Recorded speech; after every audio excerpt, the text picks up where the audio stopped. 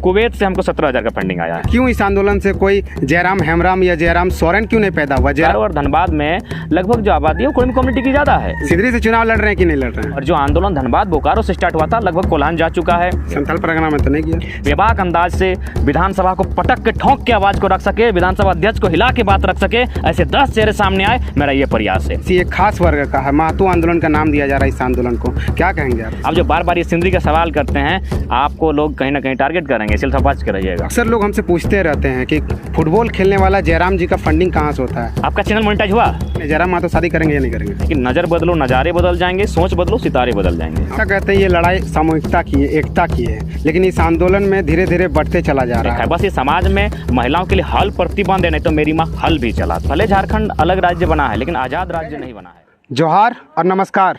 हम अभी धनबाद जिला के तोपचाची प्रखंड में और तोपचाची मानटाड़ गांव में हैं। हमारे साथ है जयराम दा से हम बातचीत करेंगे। सबसे पहले दादा जोहार।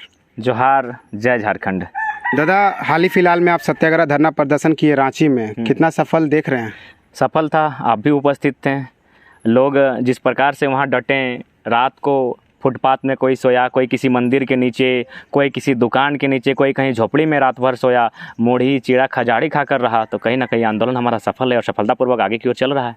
लोग कहते हैं कि हमेशा झारखंड के लोग आंदोलन करते रहते हैं, आप भी आंदोलन कर रहे हैं। 2 बार आप, एक बार धरना प्रदर्शन भी दिए और विधानसभा घेराव भी किए। क्या आंदोलन ही करते रहेंगे झारखंड के लोग? देखिए, लोकतंत्र में आंदोलन ही लोकतंत्र को जिंदा रखते हैं। देखिए, झारखंड वासियों को ये चीज़ समझना होगा कि झारखंड आंदोलन क्यों कर रहा है। झारखंड आंदोलन इसलिए कर रहा है कि भले झारखंड अलग राज्य बना है लेकिन आज़ाद राज्य नहीं बना है। आज भी ब्यूरोक्रेसी की बात करें, आप विधायिका की बात करें, कार्यपालिका की बात करें, न्यायपालिका की बात करें, अन्य राज्यों के जो लोग हैं उनका दबदबा आज भी कायम है। और यही हमारी मुख्य लड़ाई है कि हमारे लिए राज्य फिर क्यों बना। अगर अन्य राज्य के लोग ही दबदबे के साथ इस राज्य को प्रतिनिधित्व करेंगे, इस राज्य का नेतृत्व करेंगे, तो वह राज्य हमारे लिए क्यों बना। यानी साफ शब्दों में कहा जाए, टीम है इंडियन पर कैप्टन आज भी इंग्लैंड का बन रहा है, तो ये कहीं ना कहीं इस राज्य के साथ नाइंसाफ़ी है। इसलिए हम लोग लगातार आंदोलन कर रहे हैं और आंदोलन के लिए बाध्य हैं और आगे भी भविष्य में करेंगे। आप हमेशा कहते हैं ये लड़ाई सामूहिकता की है, एकता की है, लेकिन इस आंदोलन में धीरे धीरे बढ़ते चला जा रहा है। JBSS से JBKSS बना, फिर एक अमित महतो का पार्टी बन गया, लोबिन हेम्ब्रम का एक संगठन बन गया, धीरे धीरे टूटते चले जा रहे हैं। देखिए, हमने स्पष्ट कहा ये आंदोलन दामोदर का कोरा से स्टार्ट हुआ है, इसका निर्णय दामोदर का कोरा लेगा। यानी मेरे शब्दों से स्पष्ट है कि जो छात्र इस आंदोलन को शुरुआत किए हैं वो इस आंदोलन को धार देंगे। अमित दादा का सम्मान है और लोबिन दादा का भी सम्मान है, लेकिन आपको समझना वे पॉलिटिकल पर्सन है और लोग अब पॉलिटिकल पर्सन के साथ नहीं जाना चाहते। इस बात को आपको मानना होगा। लोग चाहते हैं कुछ नए फ्रेश लड़के सामने आए और इस आंदोलन को गति दें, और इसीलिए आज 50 लड़कों के साथ रणधीर वर्मा चौक में पुतला दहन किया गया था। आज यदि ये 50 लाख लोगों तक पहुंचा है तो कारण है छात्र, कारण है युवा। तो भाई उनको आप आशीर्वाद दीजिए ना। लेकिन ये आंदोलन जिन्होंने खड़ा किया था, जिन लोगों ने मेहनत किया था, आज वे लोग साथ हैं, ऐसा कोई बात नहीं है। बाकी लोग जो हैं उनका हम सम्मान करते हैं। खतियान की लड़ाई ये सब कोई लड़ सकते हैं। जब भारत की आज़ादी के लिए अलग अलग संगठन लड़ते थे, जरूरत होगा सब एक मंच पर आएंगे। ये मानते हैं कि नहीं आज बंटना शुरू हो चुका है? देखिए, बंटवाना शुरू नहीं, वे लोग तो पॉलिटिकल पर्सन है। उस समय वे लोग ऑलरेडी उन्होंने आंदोलन खड़ा नहीं किया था, आंदोलन खड़ा करने में उनका रोल नहीं है, तो इसलिए कोई बटादार नहीं है। अब जो आंदोलन किया ही नहीं है, वे लोग अगर बटना है तो उसमें बटने का सवाल ही नहीं। हाँ, इससे पहले वे आंदोलन किया, उनका सम्मान करते हैं, वे झारखंड आंदोलन में उनकी भागीदारी रही, सम्मान करते हैं। लेकिन ये जो आंदोलन हो रहा है इसको छात्र कर रहे हैं और छात्र लोग नहीं बटे हैं, ना ही बटेंगे। हमेशा कहा जा रहा है ये आंदोलन किसी सामूहिकता की है, किसी एक खास वर्ग का है, महतो आंदोलन का नाम दिया जा रहा है इस आंदोलन को, क्या कहेंगे आप? देखिए, चूँकि किसी भी आंदोलन को तोड़ने के लिए लोग दिग्भ्रमित करते हैं। देखिए राहुल, अगर आज बांग्लादेश में कोई मूवमेंट होगा तो जाहिर सी बात है वहाँ मुस्लिम लोग दिखेंगे, क्योंकि मुस्लिम की आबादी है वहाँ। बाकी जो कौम रहते हैं उनकी आबादी कम है। तो ठीक उसी प्रकार यदि आंदोलन बोकारो और धनबाद में प्रारंभ हुआ है तो आपको सर्वे करना होगा कि बोकारो और धनबाद में लगभग जो आबादी है वो कुड़मी कम्युनिटी की ज़्यादा है। और आबादी ज़्यादा है वो मायने नहीं है, वो एक लड़ाकू कम्युनिटी है, वो हमेशा आंदोलन के लिए तत्पर रहती है। बाकी ऐसा बात नहीं, धीरे धीरे सब लोग आ रहे हैं, सभी वर्ग, सभी समुदाय, सभी जाति धर्म के लोग इस आंदोलन में एक मंच पे आ रहे हैं। और आने वाला दिन जब सामने आप देखिएगा तो सभी लोग साथ दिखेंगे। आखिर क्यों इस आंदोलन से कोई जयराम हेम्ब्रम या जयराम सोरेन क्यों नहीं पैदा हुआ? जयराम महतो पैदा हुआ है, जयराम हेम्ब्रम क्यों नहीं पैदा? देखिए, कोई भी आंदोलन होता है ना तो पहले उसमें एक विचार से ही होता है, लोग धीरे धीरे जुड़ते हैं। आप अगर कोल्हान यात्रा को देखें तो आप देख सकते हैं वहाँ सृजन हाइब्रू थे, कृष्णा मार्डी थे, जो बेसिल हेम्ब्रम थे, जो पीएचडी कर रहे हैं, अच्छे अच्छे वक्ता निकले, ऐसा बात नहीं है, लेकिन चूंकि आपको समझना होगा। उसके बाद आप यहाँ हमारे क्षेत्रों में भी देखें, बहुत सारे नए लड़के आए हैं, अदर समुदाय के हैं, आ रहे हैं, बशर्ते लोग क्या हैं उसी चीज़ को देखना चाहते हैं जिसमें उनको नेगेटिव नज़र आ रहा है, पॉजिटिव चीज़ को देखना नहीं चाहते हैं। तो इसीलिए कहते हैं कि नज़र बदलो नज़ारे बदल जाएंगे, सोच बदलो सितारे बदल जाएंगे। आपके साथ जो भी वक्ता आ रहे हैं वो लोग चुनाव नहीं लड़ेंगे किसी क्षेत्र में? देखिए, अगर लड़ भी लेते तो इसमें बुरा क्या है, पढ़े लिखे हुए लोग हैं, वक्ता है, यानी अच्छी जानकारी है, संविधान की जानकारी है, सीएनटी कानून को जानते हैं, नियमों को जानते हैं, तो लड़ ले तो बुराई नहीं है। लेकिन हमारा उद्देश्य फिलहाल आंदोलन को तेज करना, और जो आंदोलन धनबाद बोकारो से स्टार्ट हुआ था लगभग कोल्हान जा चुका है, और हम लोग अब दक्षिणी छोटानागपुर प्रवेश कर चुके हैं। हमारा यहाँ कोडरमा, चतरा और हजारीबाग का पीछे साइड छूटा है, वहाँ इस आंदोलन को लेकर जाएंगे और फिर इस आंदोलन को बृहद रूप देने का काम करेंगे। संथाल परगना में तो नहीं गया? संथाल परगना गोड्डा गए हैं, वहाँ भी जामताड़ा और दुमका के क्षेत्रों से डिमांड है, मांग है, समय नहीं होने पर नहीं जा पाए हैं, पर वहाँ भी जाएंगे और आंदोलन का किला वहाँ भी मजबूत करेंगे। आप लोग कह रहे हैं कि जयराम महतो सिंदरी से चुनाव लड़ रहे हैं, हम हर बार इस बात को कहते रहते हैं कि जयराम महतो किस विधानसभा से चुनाव लड़ रहे हैं। फिर से ये सवाल है कि जयराम महतो आखिर कौन विधानसभा से चुनाव लड़ेंगे? देखिए, पहला बात तो जयराम महतो चुनाव लड़ने का मेरा इंटेंस नहीं है। मेरा इंटेंस से कम 10-15 लड़का इस जो चुनाव होगा उसमें नए चेहरे जो बेबाक अंदाज से विधानसभा को पटक के ठोंक के आवाज़ को रख सके, विधानसभा अध्यक्ष को हिला के बात रख सके, ऐसे 10 चेहरे सामने आए, मेरा ये प्रयास है। रहा सवाल जनता का, मैंने स्पष्ट कहा है, मेरा जीवन जनता का है। जनता कहेगी तो लड़ेंगे, चाहे जहाँ से वो कहेगी, जिस परिस्थिति में कहेगी वह जनता तय करेगी। और हम आपसे बार बार कहेंगे, हमको भी सूचना मिली है, आप जो बार बार ये सिंदरी का सवाल करते हैं, आपको लोग कहीं ना कहीं टारगेट करेंगे, इसलिए थोड़ा बच के रहिएगा। सिंदरी से चुनाव लड़ रहे हैं कि नहीं लड़ रहे हैं? हम टुंडी के बारे में नहीं सोचे, तो आप सिंदरी के बारे में क्यों कह रहे हैं? उसके बाद जनता हमें जहाँ बुलाएगी हम आएंगे, हमें किसी से डर नहीं, हमें किसी से भय नहीं है। जनता, हम जनता के साथ हैं। जनता अगर हुंकार भरेगी तो हम चुनौती स्वीकार करेंगे। 23 में कोई राजनीतिक पार्टी भी बन रही है क्या? फिलहाल ऐसी कोई इंटेंस नहीं है। अभी हम लोग जो समिति है हमारी, उसको मजबूत करने का प्रयास चल रहा है, और संगठन का विस्तार करने का प्रयास चल रहा है, और उसी पर हम लोग काम कर रहे हैं। वहाँ सत्याग्रह धरना प्रदर्शन में आप बोले थे कि शादी नहीं करेंगे, शादी करना है कि नहीं? जयराम महतो शादी करेंगे या नहीं करेंगे? देखिए, हमने वहाँ ये कहा था कि कुछ प्रतिशत युवाओं का मतलब ये नहीं कि सिर्फ लड़का को बोलें, लड़की लोग को भी बोलें, कि कुछ प्रतिशत को कुंवारा रहना होगा। क्यों बोले, थोड़ा सा हम समझा देते हैं।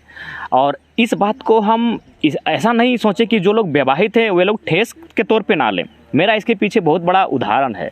मैं स्वयं एक शहीद पिता का पुत्र हूँ। मैंने अपनी माँ को बहुत करीब से देखा है, घोरना बांधते हुए, खेती करते हुए, और कभी कभी तो ऐसा परिस्थिति आया कि मेरी माँ ने जहाँ हल चलाया जाता है वहाँ कुदाल से उस माटी को कोड़ने का काम किया है।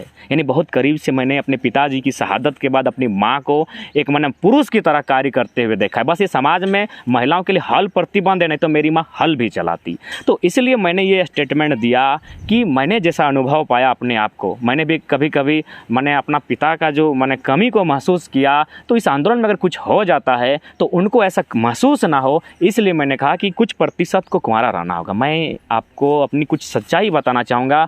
हालांकि मैंने अभी तक लोगों से ये बात छुपा कर रखी है, लेकिन चूँकि आपसे मेरा एज ए पत्रकार संबंध नहीं है, जब आप पत्रकार नहीं थे, जब हम भी आंदोलनकारी नहीं थे, तब से आपका हमारा संबंध है। कई अवसर पर आज मैं अगर व्यक्तिगत बात करूं तो मैंने आखिरी बार 2009 में अपनी माँ से कपड़ा लिया है, क्योंकि मैंने जाना कि भाई मेरी माँ कहाँ से देगी। एक आंदोलनकारी की पत्नी है, मैंने एक बड़ी मुश्किल से वो जीवन व्यतीत करती है, तो हम चाहते हैं ये फील कोई दूसरा बेटा ना करे, इसलिए मैंने कुंवारा रहने की बात कही। मैंने कई अवसर पर, आप या तो हंसेंगे या तो लोग हमको पता नहीं निर्लज कहें या क्या कहें, मैंने शमशान घाट से कुछ कपड़े लाकर मैंने पहनने का कार्य किया है। मैंने वो स्थिति गुजारी है, क्योंकि मैंने बचपन से, मेरा जो दिमाग रहा है, मेरा दिमाग बचपन से मैंने एक अलग सोच का रहा है। मैंने कभी अपने, जब से मैंने जाना कि मेरे पिताजी नहीं हैं, तो मैंने अपनी माँ को कभी डिस्टर्ब नहीं किया। आप चाहे तो पूछ सकते हैं। मैंने आखिरी बार 2009 में एक फुल पैंट, वही पूरा शर्ट भी नहीं, सिर्फ फुल पैंट का कपड़ा लिए थे, और यहीं तोपचाची में सिलाने का काम किए। तो उसके बाद आज तक हम घर से कभी कपड़ा नहीं लिए हैं। हाँ, ये दोस्त लोग का दुआ है, बचपन से हम तेज़ रहे हैं, ट्यूशन पढ़ाए हैं और अपने आप को मैनेज किए हैं। तो इसलिए कुंवारा रहना की बात हमने इसलिए की कि मैंने क्रांतिकारी को देखा है, मैंने क्रांतिकारी की पत्नी को अपने जीवन काल में देखा है, उसके साथ क्या घटा है। ये मजबूत घोरना मेरी माँ का बांधा हुआ है, जो पीछे आप देख रहे हैं, मर्द नहीं बांध पाएगा। यानी इस परिस्थिति से मेरी माँ ने मेरा परवरिश किया है। इसीलिए मैंने कहा कि कुछ प्रतिशत युवाओं को, युवतियों को अगर कुंवारा रहेंगे तो आंदोलन मजबूत होगा, क्योंकि उनके अगर चले जाते हैं तो उसके परिवार पर मेरा जैसा कोई बेटा ना हो जो शमशान से कपड़े उठाकर लाकर पहनने का काम करे। मैंने इसलिए मैंने ये बातों को कहा था। अक्सर लोग कहते हैं, हम कुछ लोग कहते हैं कि जयराम महतो को इस आंदोलन से बहुत सारा फ़ायदा हुआ है। आप पहले फुटबॉल खेलते थे, टी शर्ट पहनते थे, अभी नया नया शर्ट पहनने लगे हैं, कार में घूमने लगे हैं, आपको इस आंदोलन से फ़ायदा पहुँचा गया? नहीं, आप चाहें तो जब भी हम कहीं अगर दौरा में जाते हैं, पीछे सीट खाली रहता है, मीडिया बंदों अगर चाहें तो बैठ के जा सकते हैं। एक बात बताइए, शर्ट कितना रुपए का आता है? बुधनी हटिया में कितना शर्ट मिलता है, कितना दाम का है? आप चाहें तो चलिए, जो खरीद के दिया है उससे पूछ लीजिए। पहला बात, मेरा शर्ट पैंट का सवाल आज से नहीं 2009 से कह रहे हैं, किसी और से कीजिए। मेरा कॉपी कलम का सवाल किसी और से कीजिए, क्योंकि आज तक हम मैनेज नहीं किए हैं लोगों का। मेरा आज हमें लोग आंदोलनकारी के रूप में जानते हैं, लेकिन एक हमेशा हम हेल्पफुल इंसान रहे हैं, लोगों का हमेशा मैंने मदद किया है, और इसीलिए लोगों ने मुझे बचपन से प्यार दिया है। खासकर मेरे दोस्त वर्गों ने बहुत प्रेम दिया है। चेन्नई कर्नाटक में रहने वाले साथी जब भी आते हैं कपड़ा भेजते हैं, और सबसे ज़्यादा मेरा डिमांड होता था हॉर्लिक्स का। बचपन से खूब हॉर्लिक्स देते थे, जब भी कोई बाहर से आता था तो हमको हॉर्लिक्स देते थे। तो ऐसा कुछ बात नहीं है। और जहाँ तक आप जिस स्कॉर्पियो की बात कर रहे हैं, आप उस परिवार से मिल लीजिए। वो परिवार मेरे प्रति बहुत समर्पित है। उसका पिताजी जब देखता है कि स्कॉर्पियो घर में है और हम अगर कहीं सभा में गए हैं 2 चक्का से, तो अपना बेटा को बोलते तुम तो भागता है कि नहीं, यहाँ से जाओ, लेके जाओ, जहाँ है उसको रिसीव करो। तो इस तरह का प्रेम है। बाकी जहाँ कोई ऐसा बात नहीं है। आप चाहें तो आज कल मेरी सभा है, आप साथ चलिए, कैसा घटता है, किस प्रकार उन लोग चंदा कनेक्शन करके पेट्रोल भरते हैं, सब चीज़ सामने आ जाएंगी। तो लोगों का काम है कहना, वे कहेंगे। ये आंदोलन से पहले मैं जैसा मेरा व्यवहार था, आज भी मेरा व्यवहार वैसा ही। हाँ, थोड़ा सा लाइफ व्यस्त हुआ है, इससे ज़्यादा हम कुछ नहीं बदले हैं। हमेशा लोग कहते हैं, आप ही कहते हैं, सभा में कहते रहते हैं, ये आंदोलन विद्रोही आक्रमक लेना पड़ेगा। कब होगा विद्रोही आक्रमक? देखिए, उसके लिए युवाओं को तैयार करना होगा। ये जो नई जनरेशन है वो थोड़ा सा आकर्षण की दुनिया में है, वो थोड़ा सा ऐशो आराम की दुनिया में है। उसे थोड़ा सा उस दुनिया से बाहर लाना होगा। उसके लिए हमने तैयार करना प्रारंभ किया।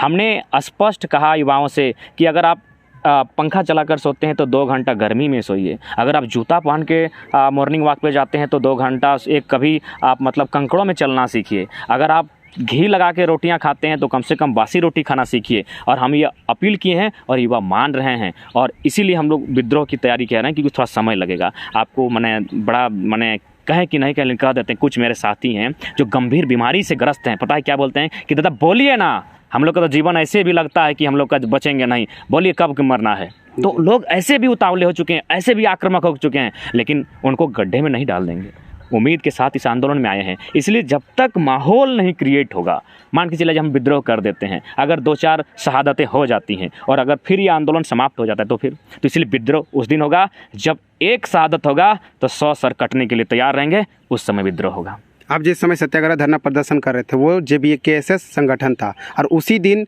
3 तारीख को JBSS और अमित महतो का पार्टी विधानसभा घेराव किए थे। ये दोनों संगठन आपस में मिलेगा या नहीं मिलेगा? देखिए, वो उनकी मानसिकता, हमने तो सदैव स्वागत किया है। हम तो बार बार कह रहे हैं, आप देखिए उन लोग का जो भी कार्यक्रम रहा सिर्फ सोशल मीडिया में रहा जी। उन लोग जो भी जाने की घोषणा किए सोशल मीडिया में किए, हम फिर भी समर्थन करते हैं सबका। और अब हम लोग के देखिए, हम लोग लगभग 5 दिन में 39 सभा किए थे। हम सिर्फ 5 दिन की बता रहे हैं। अपना एक हाड़ मांस, अपना खून पसीना गला दिए थे। तो भाई सोशल मीडिया से आंदोलन नहीं होता है, ज़मीन पर भी आना होगा। बाकी साथी आएँ, हम लोग बैठने के लिए तैयार हैं, मिलने के लिए तैयार हैं। हम तो कई बार ऐसा कहें कि ये मैंने एक नया संगठन का निर्माण कीजिए। जी। हमने हमेशा त्याग किया है और आगे भी त्याग करेंगे। मेरा परिवार ही त्याग का परिवार रहा है, हम भी त्यागी हैं, उसके लिए हम पीछे नहीं हटेंगे। एक संगठन से 4 संगठन बनेंगे, आगे भी क्या और संगठन बनेंगे? देखिए, लोगों की अगर महत्वाकांक्षाएं बनती हैं, पहली बात है एक आकांक्षा होती है, एक महत्वाकांक्षा होती है। आकांक्षा का मतलब होता है कि अगर लोग कहें तो चुनाव लड़ लेंगे, महत्वाकांक्षा का मतलब हम लड़ेंगे ही लड़ेंगे। तो आकांक्षा और महत्वाकांक्षा, तो लोगों में अगर महत्वाकांक्षा आएंगी तो बनेंगी। लेकिन ये है, हम लोग आकांक्षा के साथ चल रहे हैं कि हमारे जो लोग जो शोषित हैं, जो वंचित हैं, जो प्रताड़ित हैं, उन्हें हक अधिकार मिल सके। इस माटी में उनके रक्षार्थ हेतु, उनके सुरक्षा के हेतु कुछ कदम उठाए जाएं और यह राज्य वास्तव में उनका हो, उस पर उन्हें एक स्वराज्य का अनुभूति फील हो, उस पर हम लोग कार्य कर रहे हैं। बाकी आंदोलन चलेगा, आंदोलन से हम लोग ना पीछे हटेंगे ना विद्रोह से पीछे हटेंगे, ये वक्त बताएगा। अगला रणनीति क्या है आपका? अगली रणनीति है गांव-गांव, कस्बे-कस्बे जाकर युवाओं को जोड़ना और जो बुद्धिजीवी वर्ग हैं उनसे मार्गदर्शन लेना, और साथ ही जो आंदोलन कर चुके हैं उनसे बैठकर चर्चा करना कि हम लोग अगर हमें कहीं त्रुटि हो रही है तो उसको दिशा निर्देश दीजिए, और अगर हम लोग कैसे कुछ कमियां रह रही हैं तो उस पर वे लोग थोड़ा सा ध्यान देंगे। अभी झारखंड के 3 विधायक बंगाल में पकड़े गए थे पैसा लेकर, उसमें क्या कुछ कहेंगे?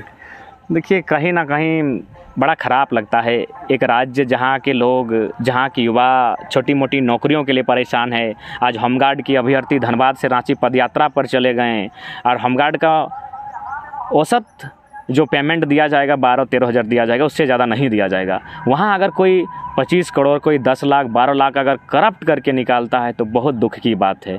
इसलिए ऐसा मुझे लगता है कि कहीं श्रीलंका के तर्ज पर झारखंड और भारत का हाल ना हो। उससे पहले जो हुक्मरान बैठे हैं, जिनके हाथों में कलम है नीति बनाने की, उन्हें एक नीति बनानी होगी। और मुझे आज लगता है कि आज देश को गरीबी रेखा नहीं, अमीरी रेखा तय करनी होगी कि एक व्यक्ति अधिकतम पैसा कितना रख सकता है, बाकी जितना उसका जाएगा वो गवर्नमेंट के अकाउंट में जो टैक्स कट जाएगा। एक परसेंटेज बनाना होगा कि 1 लाख कमाने वाला का अगर 10, तो करोड़ वाला 25, तो अरब वाला 40, तो खरब वाला 50। इस तरह का एक अमीरी रेखा तय करनी होगी, क्योंकि इसी देश में कोई व्यक्ति एक मामूली बीमारी का इलाज नहीं कर पाता है और दम तोड़ देता है, और इसी देश में कोई है जो 3 लाख का चाय पीती है, कोई है जो 1.5 लाख का लिपस्टिक लगाती है। तब मुझे सोचना पड़ता है, क्या ये मेरे आज़ाद भगत सिंह, सरदार पटेल, नेताजी बोस, अशफाक उल्लाह खान, बिरसा और रघुनाथ महतो का भारत है, जिसके उन्होंने अंग्रेज़ों के खिलाफ संघर्ष करते हुए अपने प्राणों की आहुति दे दी थी?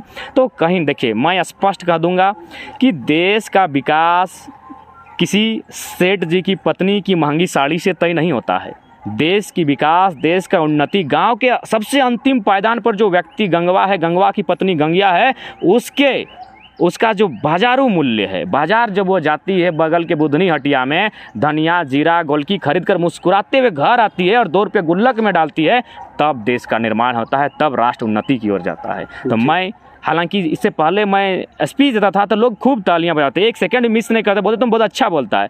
अब लोग बोलते हैं अब तुम विद्रोही बन गया है, अब तुम बना टेढ़ा बोलता है। एक्चुअली हम टेढ़ा नहीं बोलते हैं, हम उस समय इंटर का छात्र थे, हम में उमंग था। अब हम PhD हो चुके हैं, अब हम यथार्थवादी हो चुके हैं, जो सही है हम वही कहते हैं। साफ शब्द में कहें, यदि आप किसी को रोटी खिलाते हैं ना, तो लोग आपको कहेंगे अरे ये तो बहुत बड़ा संत है, ये तो साधु है, ये रोटी खिलाता है। लेकिन आप उलट के पूछिए कि उसकी रोटी किसके हिस्से में गई, लोग कहेंगे बहुत बड़ा विद्रोही है। तो वही हाल मेरा है, हम अब रोटी खिलाते नहीं हैं, हम पूछते हैं कि उसके हिस्से की रोटी किसके पास है, तब लोग हमें विद्रोही कहते हैं। तो स्वीकार है, विद्रोही ही सही, हम तो पूछेंगे, क्योंकि रोटी इस देश में बहुत है, उसके हिस्से की रोटी किसके पास है, क्यों है, और गवर्नमेंट जो लोकतांत्रिक व्यवस्था है वो उसकी रोटी उसके हिस्से तक क्यों नहीं पहुंचा रही है, ये सवाल हम पूछेंगे। हमको संत नहीं बनना है, हमको विद्रोही बनना है, हम विद्रोही बनना स्वीकार करेंगे। अक्सर लोग हमसे पूछते रहते हैं कि फुटबॉल खेलने वाला जयराम जी का फंडिंग कहाँ से होता है, जयराम जी का फंडिंग कहाँ से होता है, इतना पैसा कहाँ से आ रहा है? आपका चैनल मोनेटाइज हुआ? मोनेटाइज हो चुका है। तो कब मैंने कुछ दीजिएगा कि नहीं? तो इसी तरह दिया है, लड़का लोग इसी तरह दिया। मानिए कम से कम 17 को चैनल, नाम नहीं बताएंगे, हो सके उन लोग जाके उसका व्यूअर कम करा सकता है, जो शत्रु हैं कुछ भी कर सकते हैं, फिर भी हम शत्रु से भी प्रेम करते हैं। तो लगभग हमको इस दौरान 17 जो यूट्यूब चैनल वाले हैं और फेसबुक चैनल वाले हैं, उन बंदों ने 1500, 1700, अधिकतम 3700 तक का हमें भुगतान किया है, और उनके माध्यम से, और कुछ लोग कनेक्शन करते हैं। जैसे कि आपको मैं बता दूं, कुवैत से हमको 17,000 का फंडिंग आया है जी। वहाँ लगभग 25-26 जन रहते हैं, यानी 700-800 करके चंदा देके।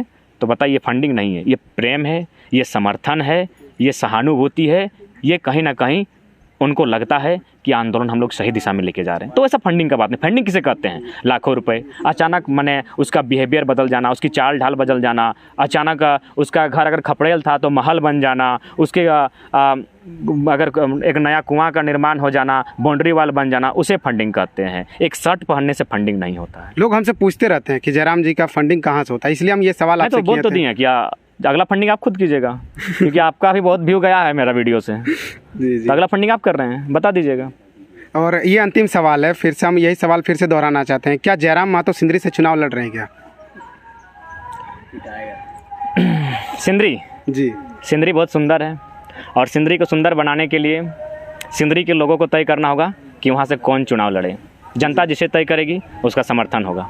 इतना महत्वपूर्ण समय देने के लिए दादा बहुत बहुत आपको धन्यवाद। धन्यवाद, आप भी आए, आपका भी धन्यवाद। और सेफ रहिएगा, क्योंकि अभी जो लोग मेरा वीडियो बनाते हैं या फिर जो मेरा इंटरव्यू लेते हैं, वे लोग भी थोड़ा सा संकट में हैं, थोड़ा सावधान रहिएगा। जी जी, धन्यवाद दादा।